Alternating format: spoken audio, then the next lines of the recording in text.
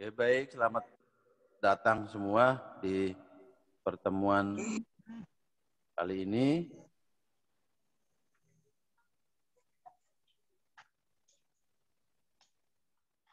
Hari ini kita belajar tentang segmentasi pasar.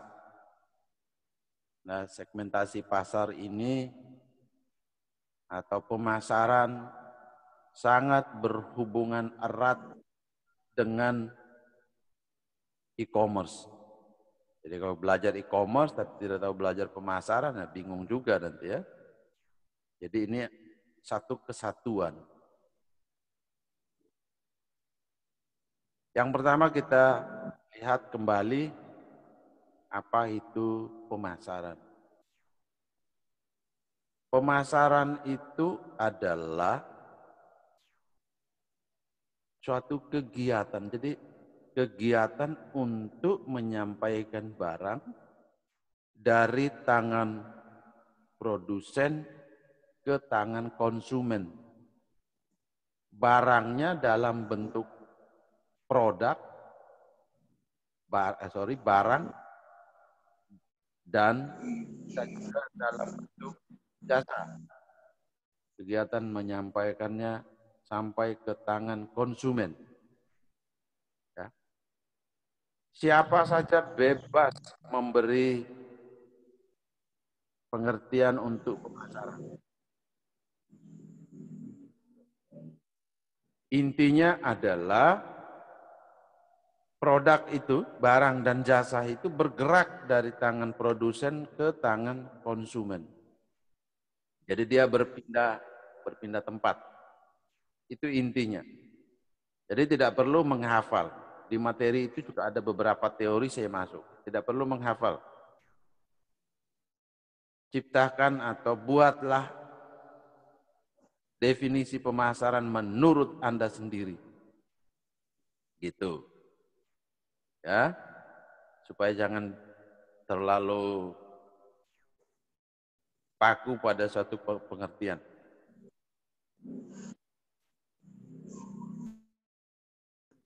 Jadi definisi itu boleh dilakukan oleh kalian, tetapi intinya yang harus Anda ketahui, Anda pahami adalah satu, mengetahui dulu apa yang dibutuhkan dan diinginkan oleh konsumen. Karena kita kegiatan untuk memindahkan barang dari produsen ke konsumen. Jadi kita harus tahu keinginan dari konsumen itu apa. Yang kedua, apakah perusahaan atau produsen tadi dan menciptakan produk sesuai tidak dengan keinginan konsumen. Kemudian yang ketiga, Anda harus tahu adalah strategi apa saja yang dipilih. Strategi apa saja yang dipilih ya untuk melolos, untuk memindahkan barang. Itu punya strategi. Harus punya strategi. Strategi apa yang dipilih? Nah, itu harus dipahami. Jadi kalau mau mendefinisikan komplitnya itu mengandung 3 tadi itu boleh. Itu luar biasa. Jadi apa yang dipindahkan, apa yang dibutuhkan oleh konsumen, sampai pada bagaimana strateginya supaya dari konsumen dan produsen itu barangnya berpindah ke tangan konsumen. Jadi itu, garis besarnya seperti itu, penjelasan rincinya ada di materi.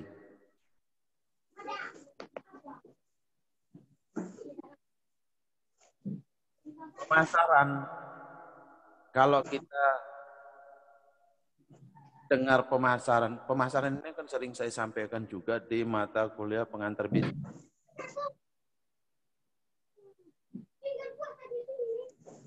Apa ya?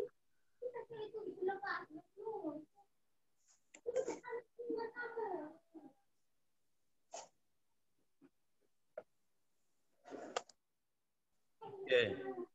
Jadi pemasaran yang berhubungan dengan e-commerce, pastilah pemasaran yang sifatnya adalah digital. Ya.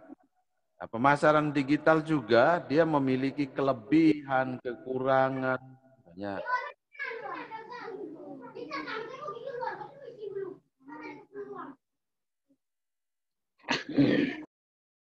Kristo.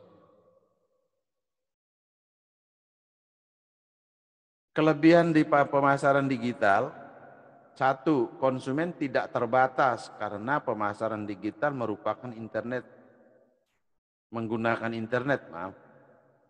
Sehingga siapa saja yang dapat terkoneksi atau membuka website untuk pemasaran digital itu. Itu yang digital ya.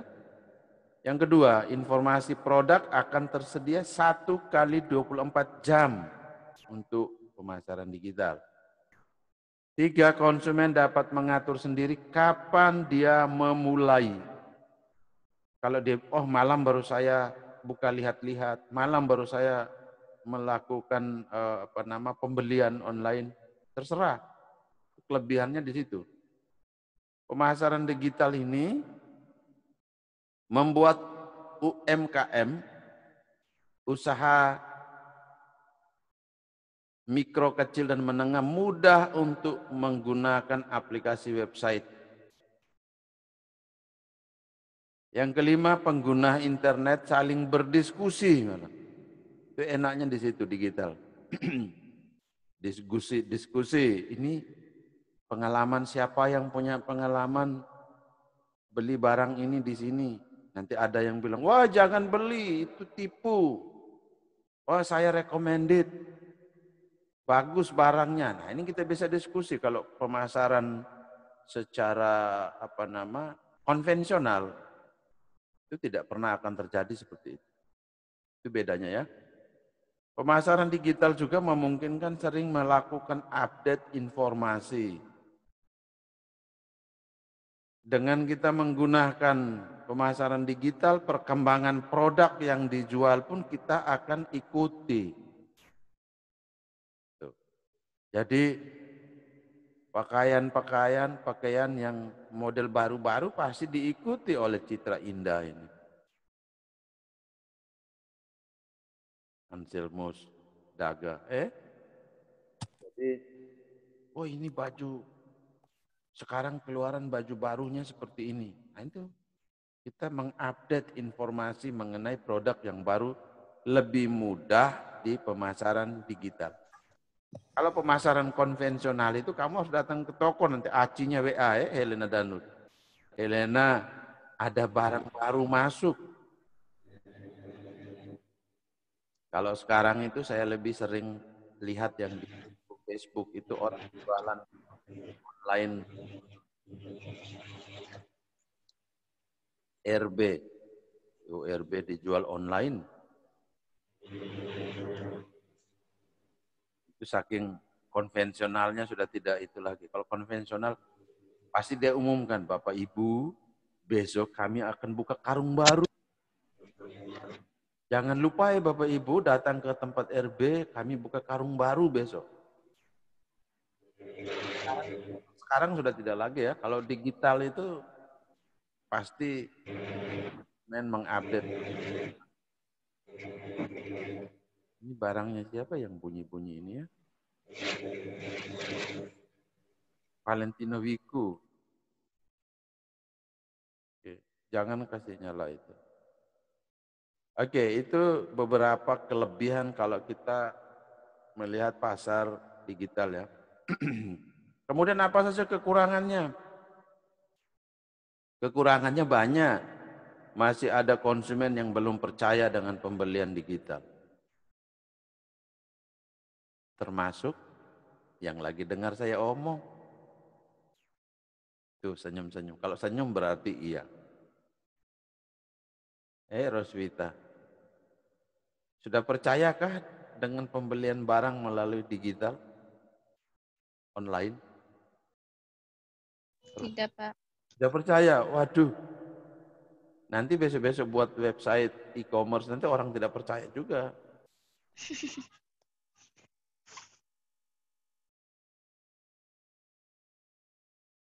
Nikolaus, percaya ke tidak?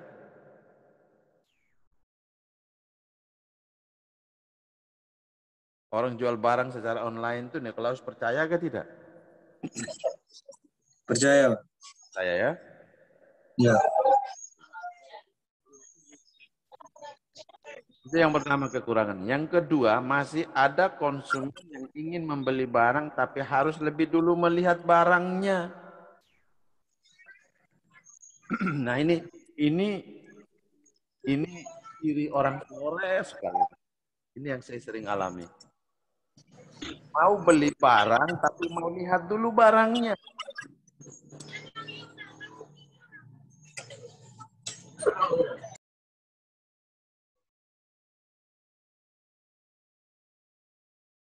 Kalau belum lihat barang, tidak mau beli. Nah, ini juga gawat nih. Bagaimana caranya? Oke, itu yang kedua. Yang ketiga, kekurangannya itu adalah logo atau hak cipta lebih mudah digandakan atau dicuri. Nah, ini yang saya yakin mahasiswa saya ini belum ke situ ya. Tapi besok-besok kalau kita usaha Marema itu yang balut-balut dengan aksesoris sarung itu hati benar karena nanti akan ditiru. Kalau sudah ditiru susah sudah kita. Ya, kalau sudah peningkatan penjualan ini sudah bagus, harus segera membuat hak paten. Harus punya paten, kalau tidak nanti besok-besok diklaim oleh orang lain. Bahwa itu punya kami, bukan punyamu, Inma. Gitu. 4, membutuhkan akses internet. Mau jualan barang melalui digital, tapi akses internet yang tidak ada, tidak bisa. Ya, itu kelemahannya. Model pembayaran yang digunakan adalah COD. Inma, COD itu apa? Mic-nya. Bayar di tempat, Pak. Di tempat. Wih. Iya, Kak, COD itu kan bayar di tempat, Pak. Suara background. Ada kata yang jangan bahas-bahas BHA dan lain-lain. COD itu apa? C itu apa? C itu apa? Cash, Pak. Cash, Pak. O? Kalau O itu on, Pak. On. D. On delivery. On delivery. Cash on delivery ya. Nah, model pembayaran yang COD ini masih terindikasi kejahatan. Karena masih ada konsumen yang beli itu dia tipu-tipu, kasih alamat palsu. Ya, macam lagu saja ini. Alamat palsu. Sehingga orang hati-hati benar. Tapi kadang-kadang bukan alamat palsu. Kalau saya alami bukan itu.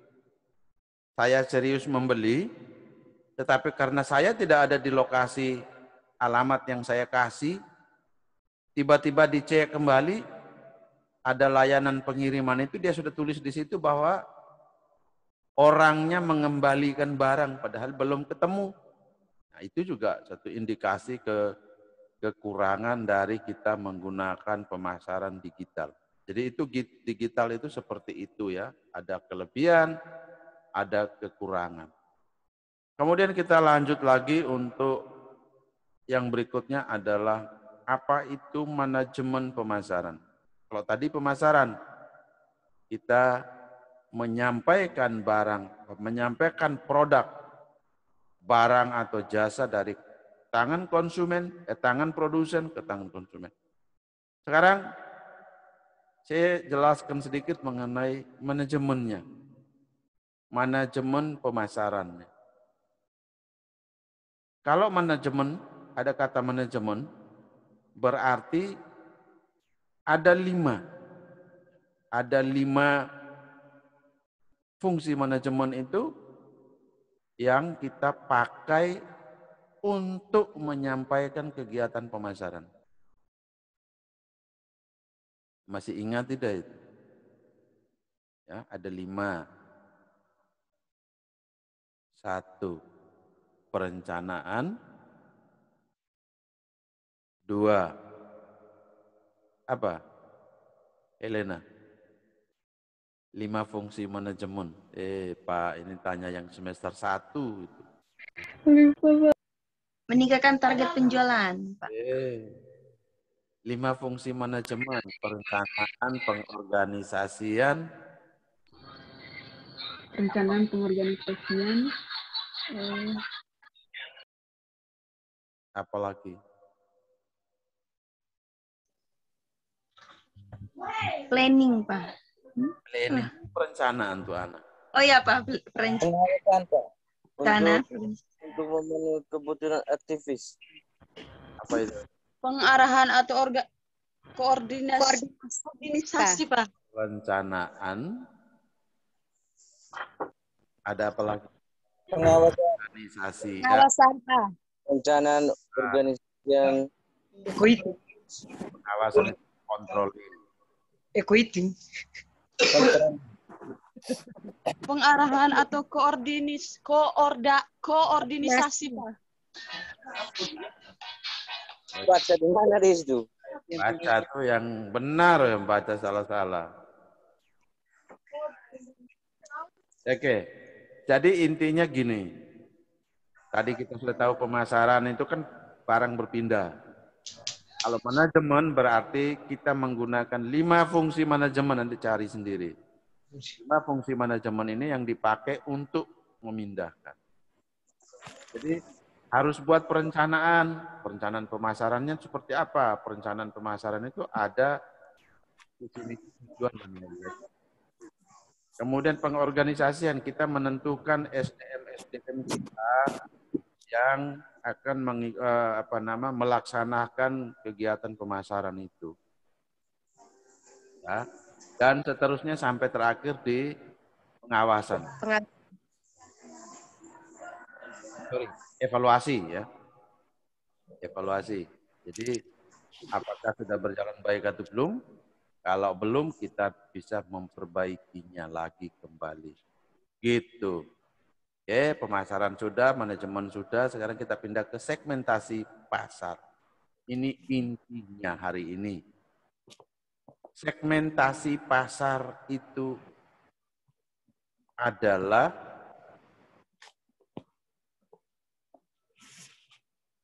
Helena Danur. Segmentasi pasar itu apa?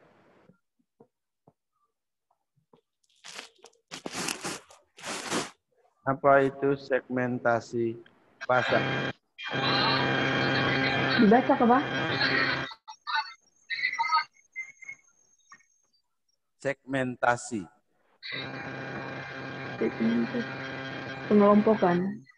Pengelompokan. Inma, oh ini jagonya nih, karena sudah belajar banyak di etikal dulu. Dia tutup dia punya video biar dia bisa cari di Google.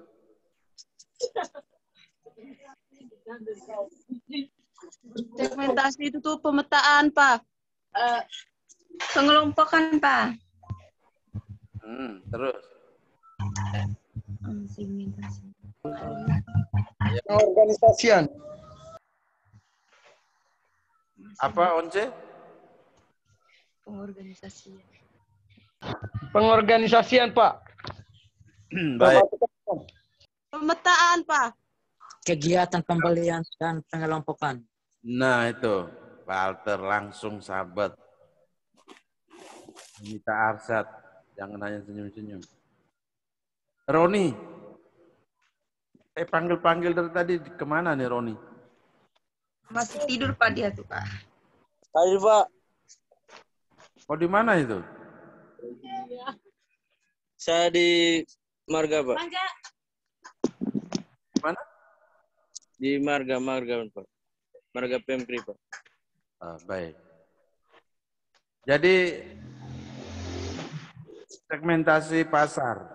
Segmentasi pasar itu kegiatan membagi-bagi pasar atau kegiatan mengelompokkan pasar dari pasar yang heterogen ke pasar yang homogen.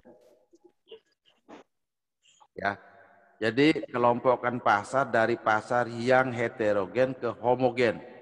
Pasar yang bermacam-macam jualnya atau bermacam-macam kelompok konsumennya, kita kelompokkan menjadi yang homogen. Kalau homogen itu sama. Pasarnya orang Manggarai, pasarnya orang Ngada sendiri. Itu pasarnya orang Maumere. Contoh yang lainnya apa? Kalau pasar orang Manggarai kan kita dan Ngada kan kita jual jaket-jaket. Tapi kalau Maumere jangan jual jaket. Jual baju yuken. Karena darahnya berbeda. Karena jual jaket orang tidak beli. Ya, ini contohnya ya. Nah, segmentasi pasar ini sangat penting sekali.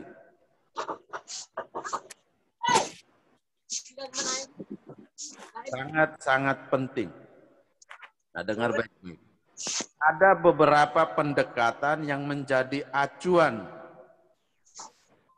dalam melakukan segmentasi pasar. Dalam melakukan segmentasi pasar itu, ada beberapa acuan yang kita gunakan. Satu, geografi.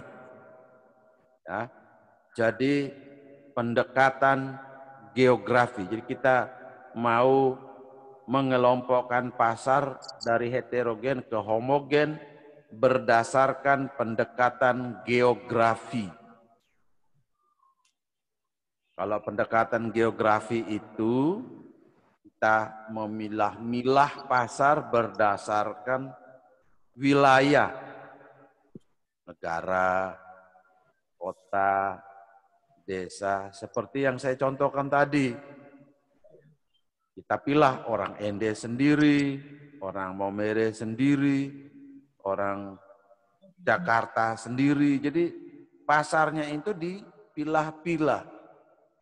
Misalnya kalau saya mau jual sosis ya, sosis kita buat sendiri. Orang Manggarai tidak mau makan sosis. Maka janganlah kita masukkan ke Manggarai. Jadi harus dipilah-pilah. Seperti tadi contoh yang lainnya adalah menjual pakaian. Kalau di Manggarai dan Ngada, ya, geografisnya itu beda dengan Maumere dan Larantuka. Di barat itu sangat dingin, sedangkan di timur sangat panas.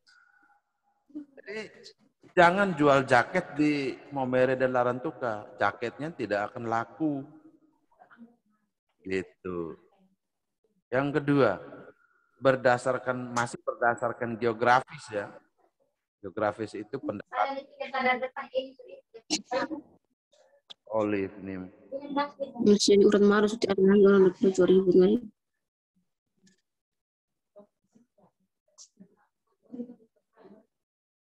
Oke.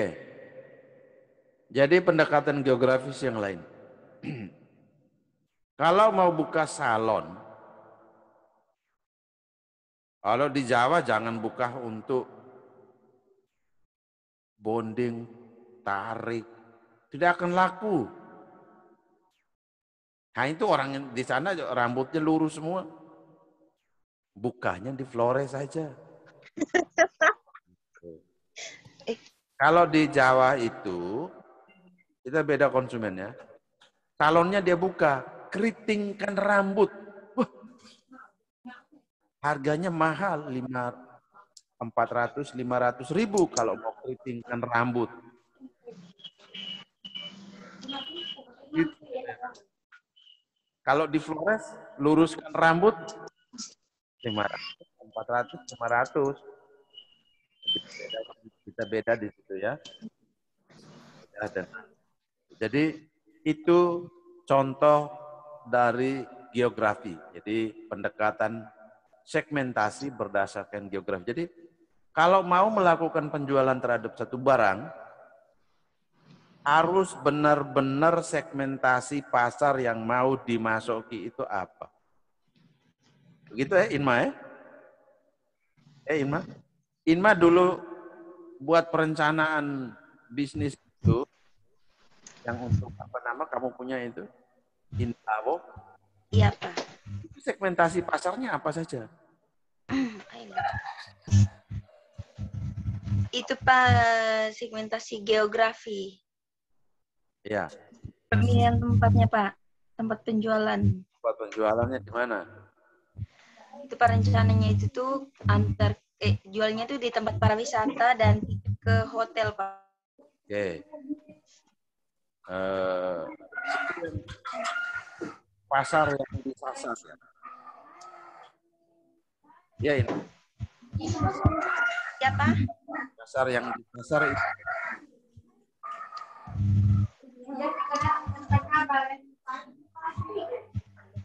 Dengar Pak. Oke. Apa keuntungannya kita lakukan segmentasi geografi ini? Satu, perusahaan biaya operasional. Gitu ya. Olive kenapa ribut sekali? Jadi keuntungan dari perusahaan melakukan segmentasi geografi tadi, satu, perusahaan akan mengurangi biaya operasional. Karena apa? Karena targetnya sudah jelas. Pasarnya sudah ada. Kemudian yang kedua, dapat mengetahui konsumen lebih dalam sehingga perusahaan dapat mengeksplornya lebih dalam lagi. Itu. Yang ketiga, lebih mudah dilakukan karena lokasi dari konsumen atau calon konsumen kita sudah diketahui. Jadi gitu. Kalau mau buat jual baju you tidak perlu tebak-tebak pergi jual di Manggarai, orang beli tidak. 2 hari, 3 hari tinggal di sana, lakunya cuma 1. Tuh, geografi salah kan? Jadi kalau ketika mau menjual, ya, kalau saya mau menjual Ray, Nardus, Ray ini saya mau jual, ya harus jelas jualnya kemana. Saya mau jual Lengginus BI, saya harus jual jelas jualnya kemana. Gitu. Jadi, wah, orang yang tipenya seperti Faustin Bailon ini, kita jualnya jangan di Mbai. Dia. 15 menit ya. Oke. Jualnya di Jawa, di Surabaya, pasti laku keras. Faustin itu contoh. Contoh, kalau geografi itu berdasarkan wilayah. Yang kedua, pendekatan yang kedua yang digunakan untuk memilah-milah pasar ini adalah demografi. Demografi ya. Demografi itu kita membagi pasar atau mengelompokkan pasar berdasarkan usia, umur, tingkat pendidikan, jenis kelamin, ya, apalagi tingkat pendapatan atau agama, kan gitu. Jadi kalau mau jualan jilbab, dia Tri Mulyani tidur mungkin dia. Tidak, Pak. Mana muka? Ya. Jadi kalau kita mau menjual jilbab, Kan tidak mungkin kita jual di Inma punya kampung yang 100% orang Katolik di sana. Tidak laku, ya kan? Mau jual jilbab, jualnya di Detu Soko. Sedikit, karena hanya sekian persen saja yang Muslim. Begitupun sebaliknya. Jual mobil buka dealernya di Maukaro. Tingkat pendapatannya itu tidak mampu untuk membeli mobil di Maukaro. Gitu. Di Flores buka dealer mobil Mercy. Itu 1 tahun 1 pun tidak terjual. Karena tingkat pendapatan di Flores itu masih di bawah. Ya.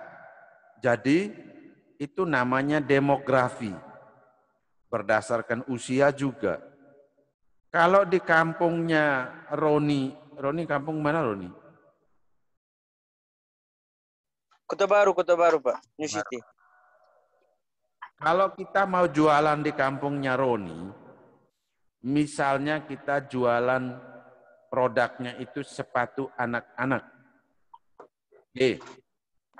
Kita harus cari tahu dulu, di kampungnya Roni itu, berapakah jumlah anak-anak? Kalau anak-anak kecil di kampungnya Roni itu cuma 10, you datang tinggal kontrak 1 tahun, mampus kita. Jual lakunya paling mentok 100% cuma 10. Ya, kecuali Inma ada di sana beli untuk anaknya 3 pasang, 4 pasang 1 kali. Jadi, anak nanti besok satu lusin. Roni. Mereka dua tuh nyambung soalnya. Jadi gitu ya. Jadi kalau demografi itu macam-macam. Berdasarkan usia, berdasarkan jenis kelamin. Kalau di suatu daerah kita mau masuk ke sana, ternyata yang ada di sana itu 80% perempuan dan 20% laki-laki. Kita mau menjual baju laki-laki. Salah. Karena apa? Laki-laki ini cuma sedikit. Sudah tinggal 20% laki-laki, 10%-nya waria. Tinggal 10%. Ketika kita jual barangnya lakunya cuma sedikit. Karena 10% dari itu saja laki-lakinya. Nah, itu demografi itu seperti itu. Dari usia, tingkat penghasilan, agama, umur. Pintar-pintar. Jadi ketika mau melakukan penjualan, wajib mengidentifikasi pasar mana atau pasar sasar yang mana yang saya akan masuk. Kegiatan itu yang namanya segmentasi pasar. Gitu.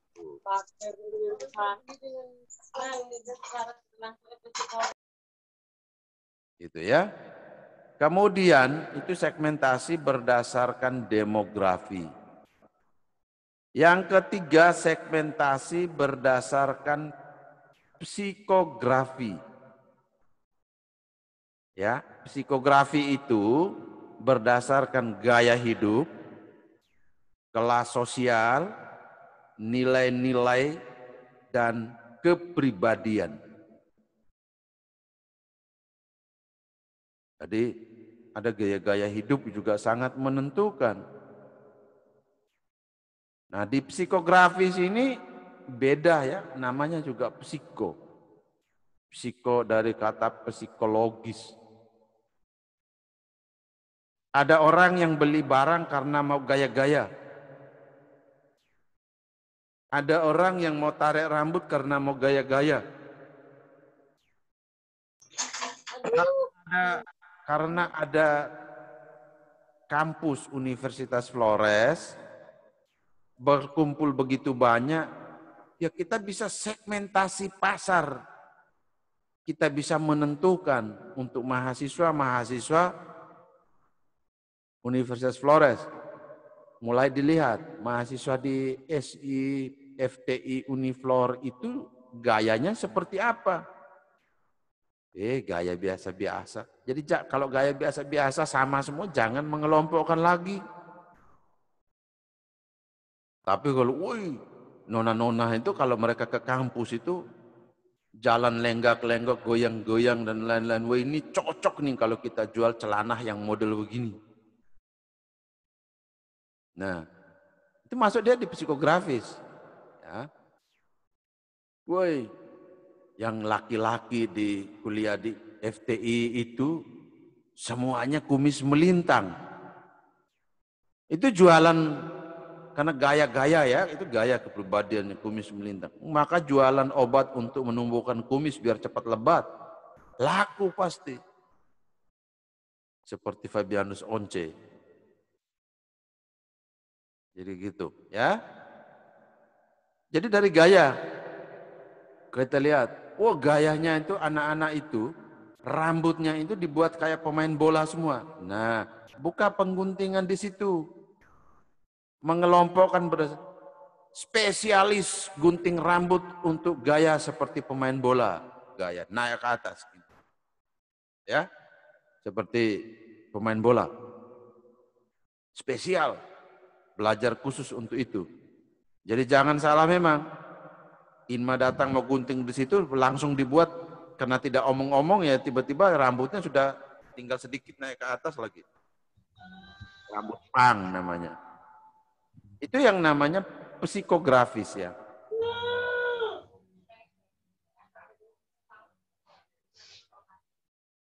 Psikografis. Oke. Yang keempat, segmentasi pasar berdasarkan pola kebiasaan konsumen dalam menghabiskan waktu dan uang. Polanya hanya menghabiskan waktu dan uang. Segmentasi perilaku, itu yang keempat. Kerjaannya apa? Tiap hari itu hanya mau menghabiskan uang. Longinus Bay, jangan nikah dengan orang yang macam begini. Mati memang uang. Tuh kau taruh 10 juta 1 bulan untuk dia, untuk senang-senang juga tidak cukup. Ya, itu perilaku. Ada orang yang seperti itu. Ada daerah yang seperti itu perilakunya. Jadi dia lirik tetangga di sebelah, tetangga di sebelah nih ada baju baru. Ya dia juga buru-buru membeli baju baru. Konsumen, produsen atau yang jual perusahaan jual barangnya, kita yang menjualnya senang. Gitu. Kadang-kadang penjual itu juga kadang-kadang menciptakan itu. Dia pergi di Helena, dia bilang, Helena, Inma kemarin sudah beli cincin emas di saya. Kau beli sudah? Beli. Nanti dia pergi di Inma lagi. Inma, Helena beli macam kau punya. Kau beli ini saja supaya beda. Nanti beli. Jadi dia hanya bilang bolak-balik di tempat, kedua tempat itu dia bisa menciptakan sendiri pasar itu. Kenapa? Karena konsumennya suka bergaya. Perilaku dari konsumen, kebiasaannya itu adalah menghabiskan uang. Nah ini yang segmentasi pasarnya akan jalan di sana. Ya kalau kita yang jual barang ya kita menang banyak. Ya. Jadi itu. Jadi untuk perilaku sendiri itu kita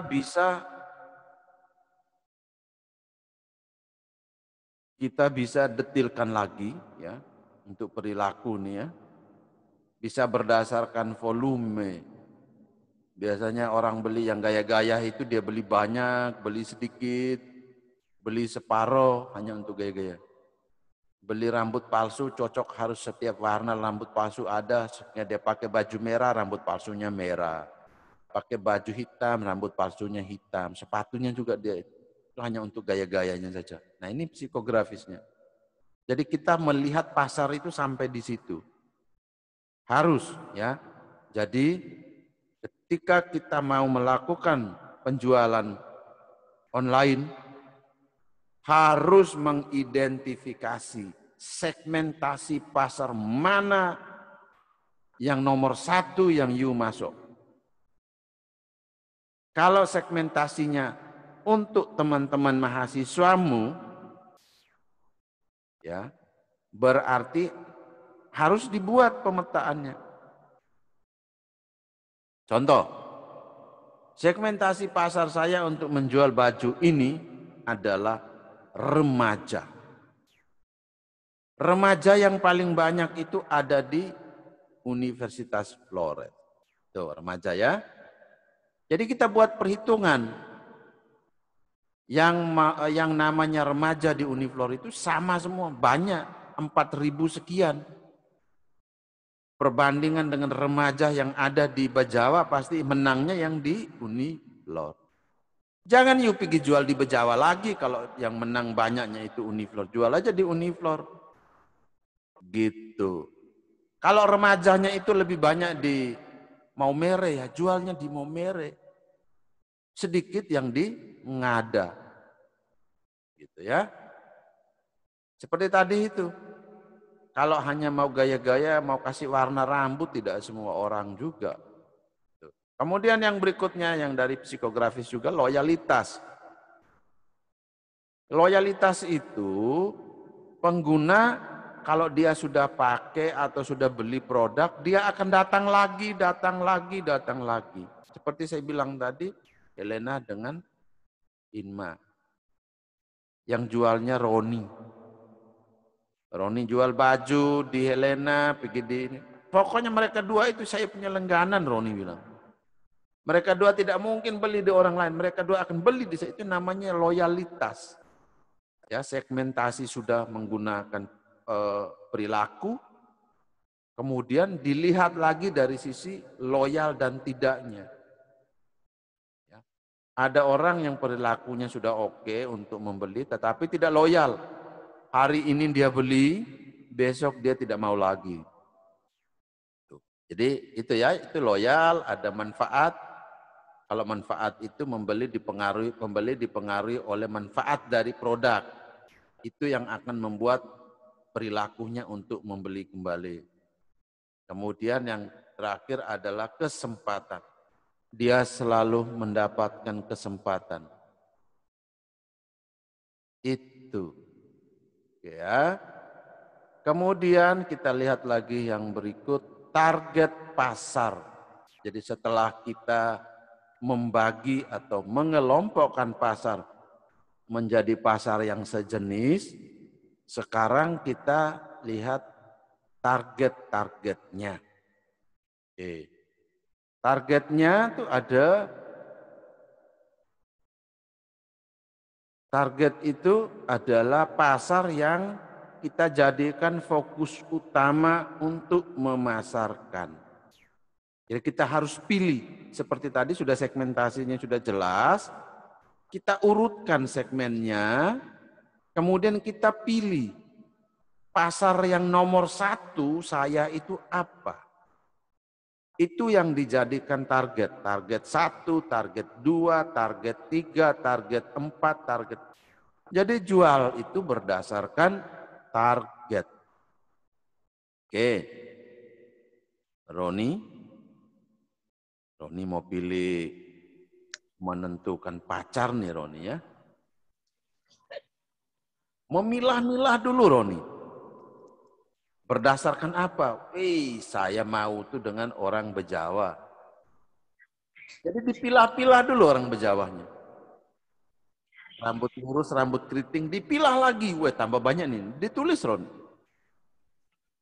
Semuanya ditulis. Kemudian semuanya sudah ada namanya, sudah ada semuanya, ada nama-namanya. Roni menetapkan target utamanya siapa.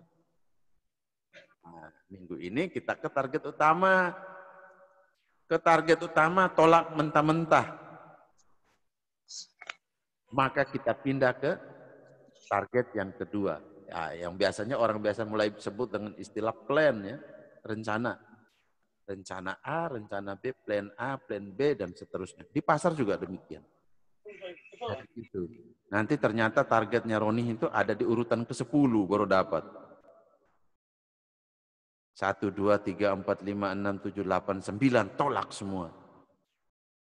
Nah, karena orang tidak mau nikah dengan orang Kota Baru, Ron. Gitu ya. Jadi itu target. Pentingkah penetapan target dalam sebuah usaha? Apa penting? Jawabannya adalah 1, penting membantu meningkatkan penjualan. 2, penting mempersiapkan keuangan untuk pemasarannya. Oke? Jadi kalau kita menetapkan target, kita bisa melakukan perhitungan keuangan untuk target itu. Tidak lagi mengambang-mengambang, kita hitung secara keseluruhan, pengeluarannya besar, pemasukannya kecil. Jadi kita hitung pengeluaran atau persiapan rencana anggaran untuk pemasaran itu sesuai dengan kebutuhan untuk target tadi. Yang ketiga, penting karena mempersiapkan media pemasarannya. Media pemasaran yang kita mau pakai itu apa? Kalau pakai online ya harus sudah tetapkan dulu targetnya tadi. Oke, kemudian penting karena mempromosikan perusahaan pada posisi yang lebih baik. Ke produk kita promosikan lebih baik. Itu tujuan kita melakukan targeting. Menetapkan target. Kalau tidak tetapkan target tidak akan bisa. Inma ya. Target saya adalah semester ini IPK saya 4.0. Target. Kalau targetnya sudah ditetapkan, berarti kita mulai pilih target mata kuliah yang mana yang harus saya nomor satukan, yang menjadi target utama saya. Sehingga kita belajar juga ada targetnya. Gitu. Misalnya kita, ada 3 mata kuliah ini yang target saya supaya nilainya bagus. Kita nomor 1 siapa, 2 apa, 3 apa. Tetapkan sehingga nomor 1 pasti dikasih porsi waktu yang lebih banyak. Oke. Itu ya. Kemudian yang terakhir itu target, yang terakhir adalah bauran pemasaran di era digital. Bauran pemasaran. Bauran pemasaran itu kalau di konvensional itu dikenal dengan istilah 4P atau marketing mix. Itu bauran pemasaran. Marketing mix ya. Produk, price, harga, place, tempat, dan promosi, promotion. Itu 4P. 4P ini kalau di pemasaran konvensional itu sangat-sangat dikenal 4P ini. Jadi kalau kamu mau belajar memasarkan harus menguasai 4P itu. Produknya apa? Ya. Harganya berapa? Bagaimana mendapatkan dan bagaimana melakukan promosi. Place itu tempat. Jadi dari tempat sampai cara menyampaikan barang atau mendistribusikan barang. Nah, di digital pun sama. Kalau saya bilang di konvensional, itu di cara yang bukan online. Di digital atau di online sama. Di era sekarang itu orang sudah menggunakan online. Jadi produk-produk yang dijual ya, secara digital itu sudah ditempatkan di sebuah website atau media sosial atau apapun yang bisa dipakai untuk menjual. Hei, belum kata mati makan kau ini bagaimana Jangan begitu kak.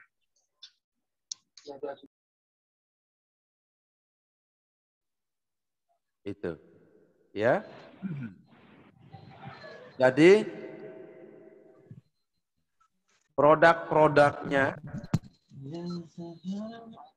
kita tidak kesulitan untuk mencari produk karena sekarang dunia digital, semuanya ada di mana-mana. Begitupun dari konsep penjualan kita, kalau produk pun demikian. Dan juga banyak sekali produk-produk juga yang bermunculan yang berhubungan dengan IT. Misalnya aplikasi, software, antivirus, macam-macam. Yang sudah sifatnya digital ya. Penjualan tuh. E-book, macam-macam. Kemudian yang kedua adalah harga. Nah, harga pun demikian. Bedanya harga dengan konvensional itu sangat berbeda. Kalau di digital biasanya orang menawarkan harganya lebih murah, ditambah ongkos kirim, kan begitu ya kalau kamu praktekkan. Kalau itu di digital. Kalau di konvensional kan tidak demikian. You pergi di toko, tawar tidak dapat, beli tidak beli, ya silakan. Kalau di digital, harganya seperti tertera di web, tinggal ditambah ongkos kirim. Jadi perlakuannya itu sudah mulai mengalami perbedaan. Nanti tinggal kita bagaimana caranya untuk menetapkan harga di sini.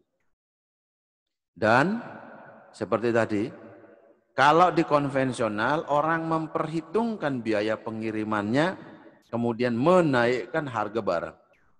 Kalau di digital, orang menyampaikan, biasanya itu mereka bertanya, paling tidak tuh harus tahu alamat, nama kelurahan dan nama kecamatan, kabupaten. 10 menit berikutnya dia kasih tahu bahwa oh kalau kirim ke situ angkanya segini. Itu sudah canggih sekali ya. Kita tahu persis.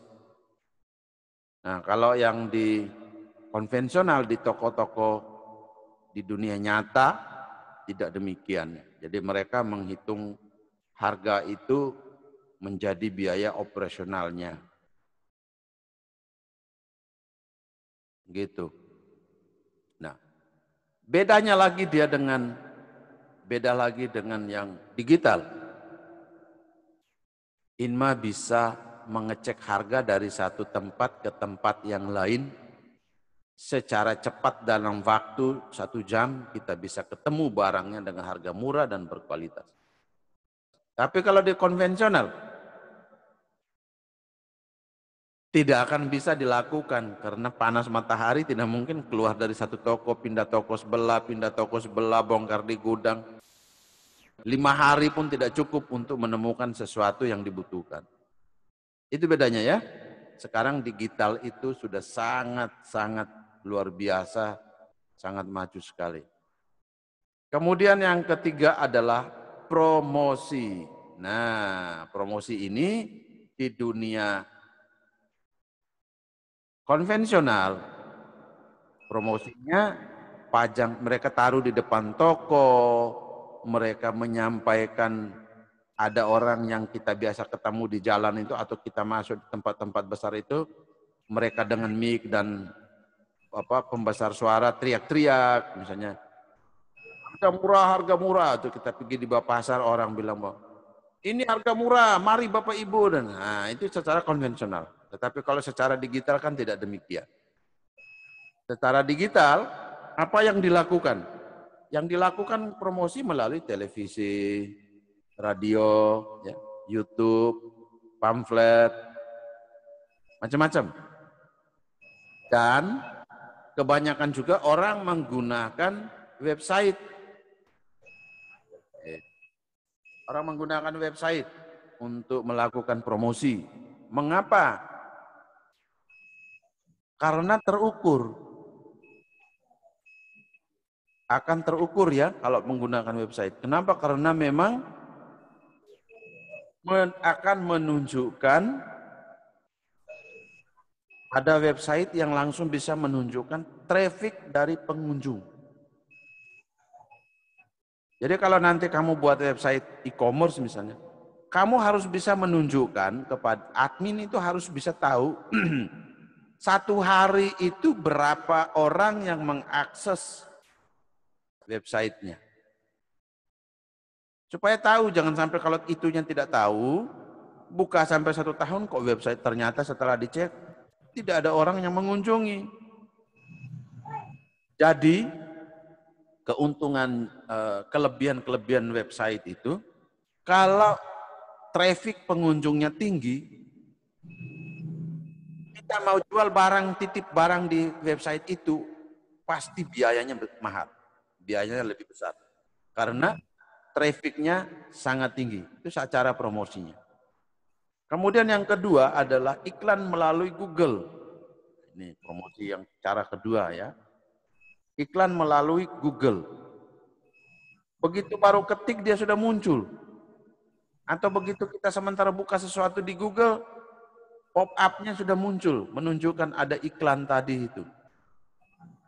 Ya. Pertama belum, kedua belum, ketiga belum, besok belum, lusa belum, minggu depan, hai, klik, coba.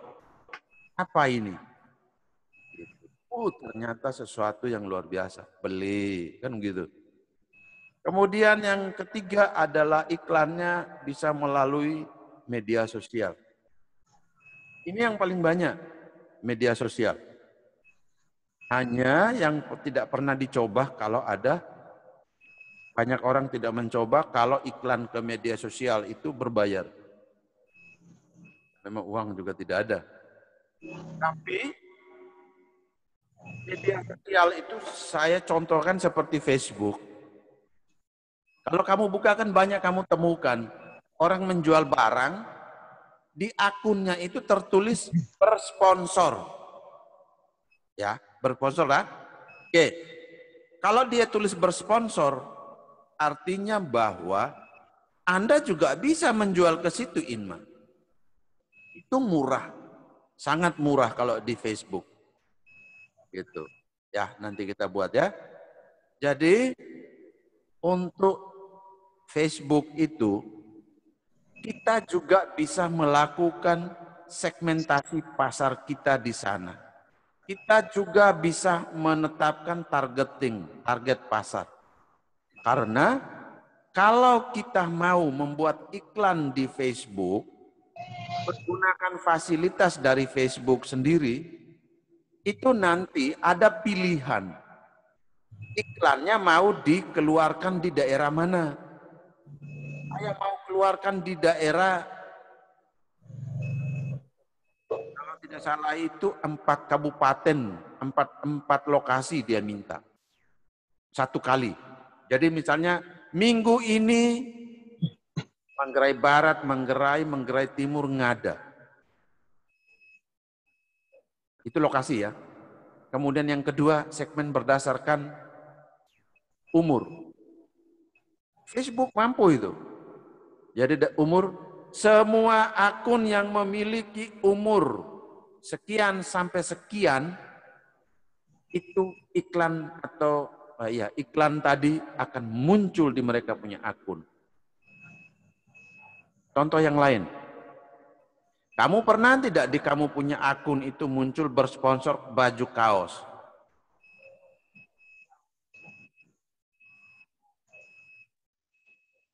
Kalau di saya punya akun itu biasanya muncul ayah yang paling baik itu adalah ayah kelahiran bulan September.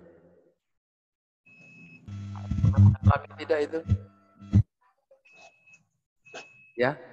Kalau nanti dia muncul di Helena punya, ketika Helena umur 30 pasti dia muncul, ibu yang paling baik itu ibu yang lahir di bulan apa? Gitu.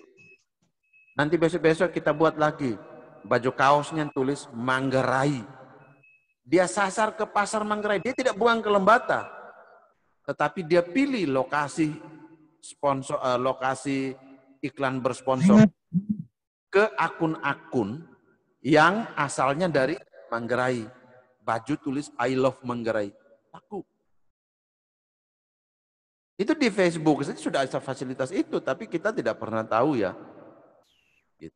Jadi Anda berpikir bagaimana saya melakukan iklan Universitas Flores yang ada bersponsor. Minggu pertama 4 kabupaten di Aceh. Dari umur 15 atau umur 17 sampai umur sekian. Tuh ya, jadi di Facebook saja bisa seperti itu. Orang sudah berpikir sampai di situ. Itu kelebihannya. Oke, kemudian yang terakhir itu tadi promosi, yang terakhir adalah tempat. Tempat place ini sebenarnya berhubungan dari tempat menjual sampai distribusi, cara pengiriman dan itu kalau di dunia nyata seperti itu, di konvensional. Tapi kalau di digital, ya semuanya berbau digital. Dan sekarang untuk distribusinya, website e-commerce itu sudah bergandengan tangan dengan jasa-jasa pengiriman seperti JNT, Tiki, apalagi apa satunya itu ya, JNT, Tiki, JNE, ada lagi yang dekat kampus itu saya lupa namanya. Kilat kah? Cepat kah? Atau apa itu? Banyak, sekarang banyak jasa-jasa Ninja. Ninja Express. Itu banyak. Jadi sebenarnya kalau Anda mampu, ya Anda buat gitu. Itu mereka menggunakan website sendiri juga, kemudian mulai masuk ke kemana-mana untuk menawarkan bantuan itu. Jadi itu untuk segmentasi pasar sampai pada 4P tadi, marketing mix yang sudah saya ajarkan secara digital seperti apa. Jadi demikian pertemuan kita hari ini. Semoga sampai ketemu di minggu depan dengan topik yang berbeda.